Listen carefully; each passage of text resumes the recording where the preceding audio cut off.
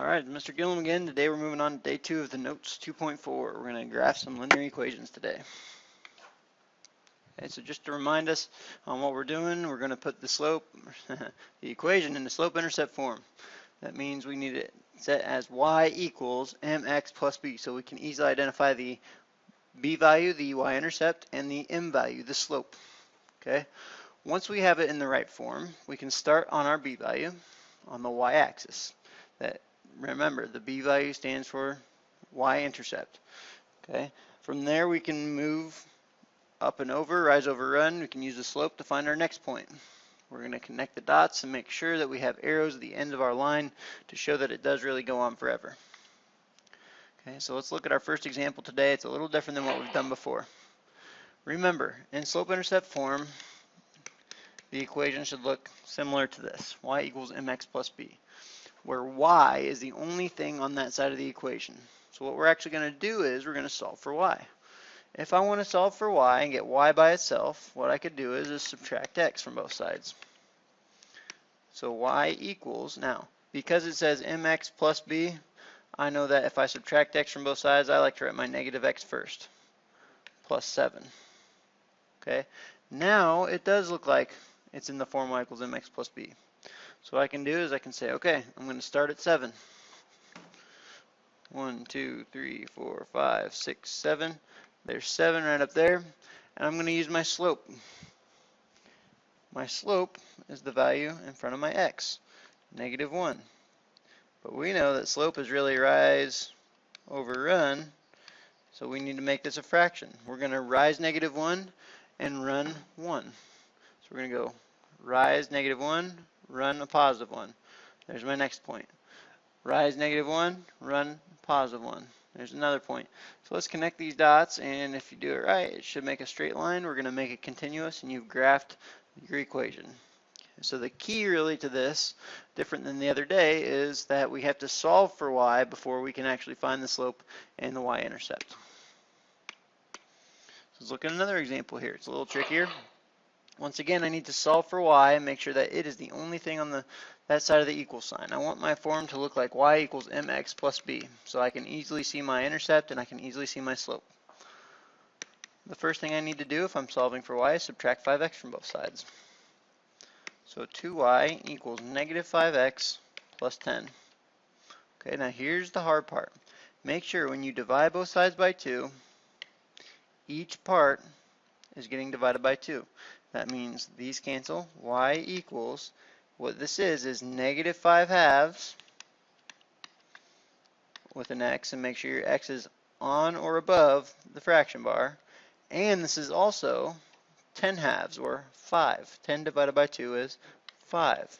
So make sure your 2 goes to both parts here. If it doesn't, if it just goes to 1, it won't be, your graph won't look correct. Okay. Now it is in the form of y equals mx plus b, where 5 is my intercept. So that's where I'm going to start on my y-axis. 1, 2, 3, 4, 5.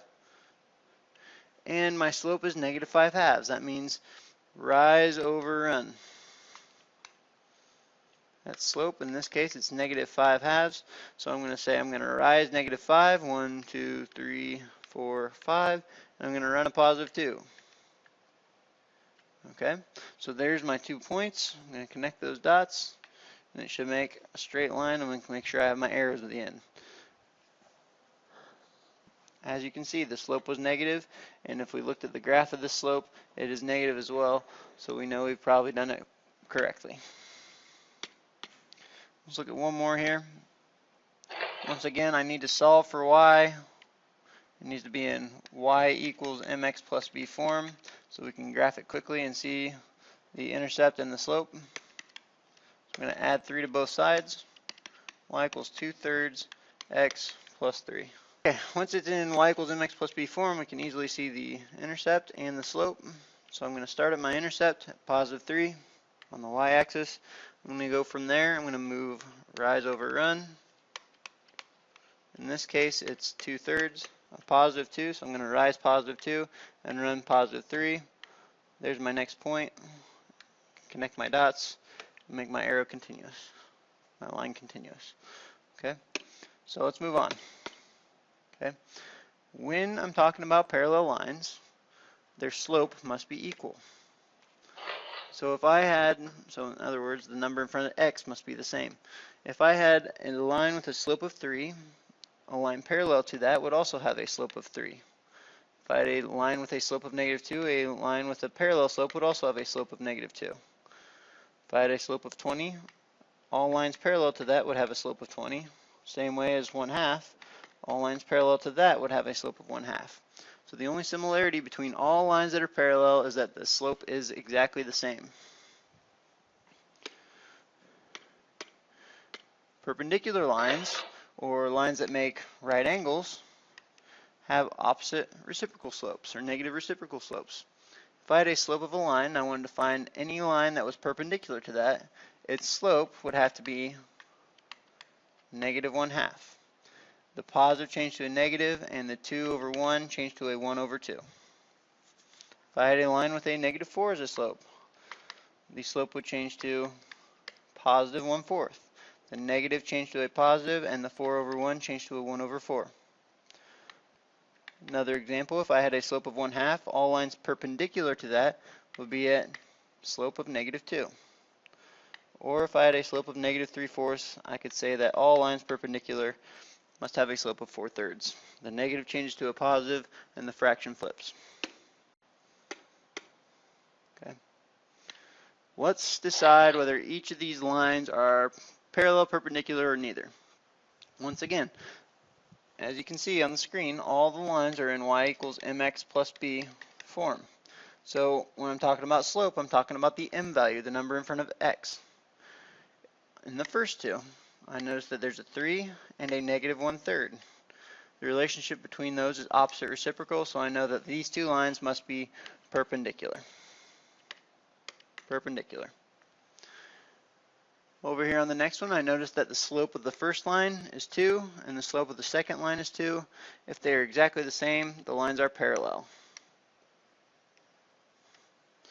Even though they're not the same equation, we know that they must be parallel.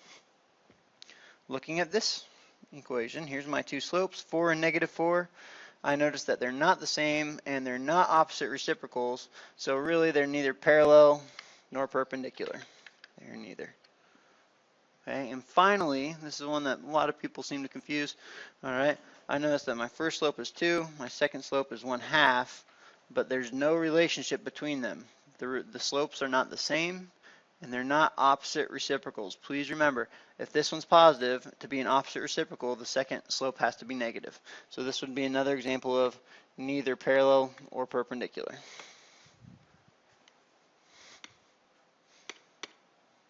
Okay, let's just do a few more here. This time it's not so obvious. We prefer our lines to be in y equals mx plus b form.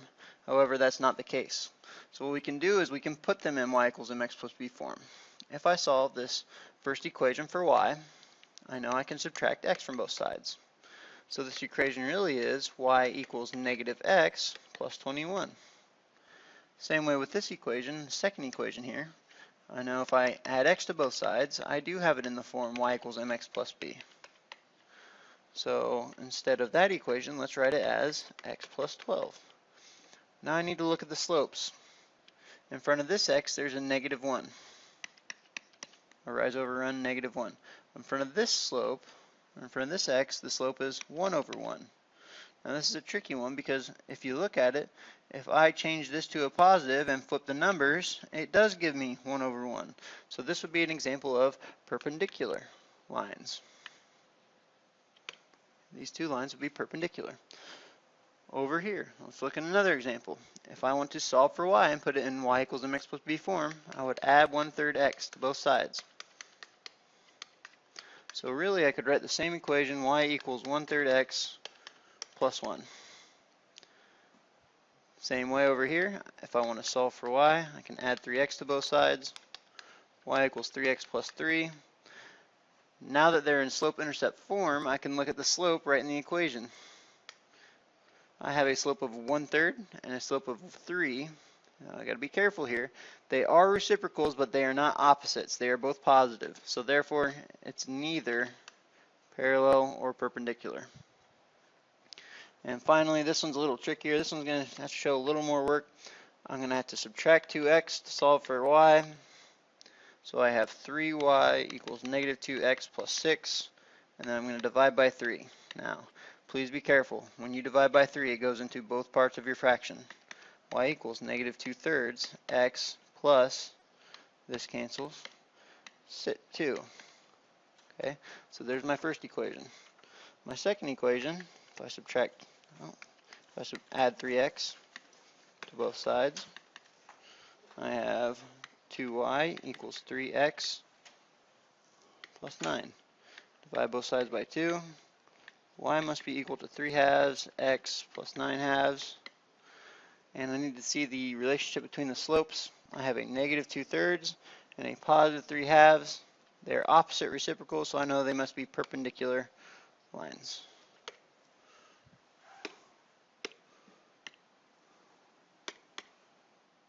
Okay, real quick, I want to go through the types of slope. Zero slope, y equals 5. It's a line right across.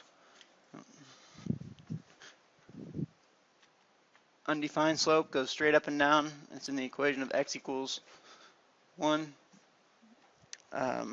The way to remember these is you can write zero slope right on the line, but you can't write undefined on the line. So just keep that in mind while you're doing that. Okay, let's do 4 little graphs real quick. If you're given an equation that doesn't look like y equals mx plus b, and it's just equal to a number, if it's y equals, the equation is going to be a horizontal line on whatever y equals. If you're given an equation that says x equals a number, it's a vertical line on whatever x equals. That would be the graph of that line. Okay. So another example of y equals would be y equals -1. Right there. That is where y equals -1. On all these points, the y coordinate is -1. No matter where I go on that line. Okay. One more example of x equals -3. It's a vertical line on -3. Anywhere on this line, the x coordinate is -3.